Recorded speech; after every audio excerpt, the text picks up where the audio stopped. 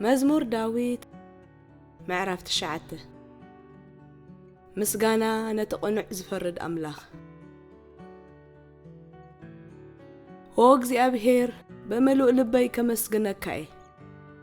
كل زغبر كايو تأمراتون كنغري بأخابه كبلنن كحقوسني أولعول نسمكا خزمري نسخا مستقلتكا تصلعتي هدمو ودي دما يموتو صادق فرادو خينكا أبزفان تقمتكا نغريكا بحق فردكالي نهزاب جناحكايوم نحت أنا أطفأكايوم سمومكا نزل ألم دمسسكايو تصلعتي نحوارو طفقو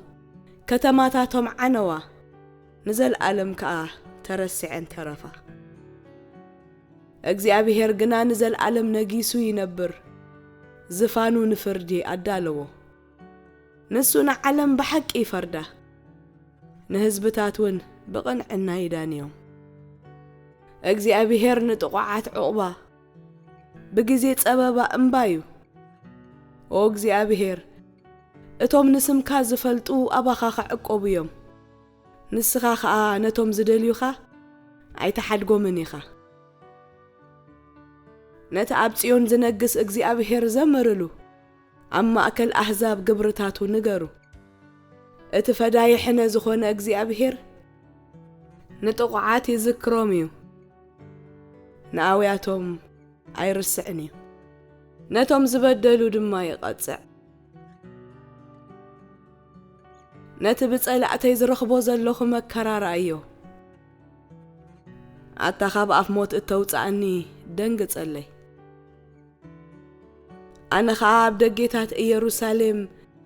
ንኣይ ስለ ዘድሓንካኒ ክሕጎስ ምስጋናኻ ድማ ኦ እግዚአብሔር ክነግር እየ ኣሕዛብ ናብታ ዝኹዓትዋ ጉድጓድ ጸደፉ በቲ ዝሓብእዎ መፈንጠራ ኸኣ እግሮም ተታሕዘ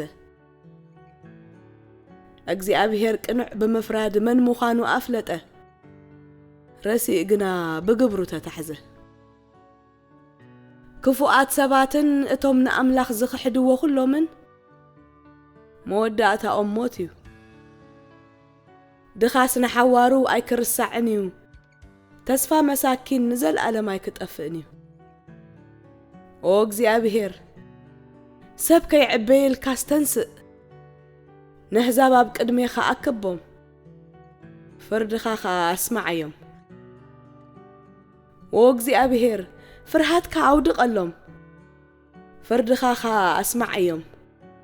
أحزاب سي سب مخانهم دا يفلتو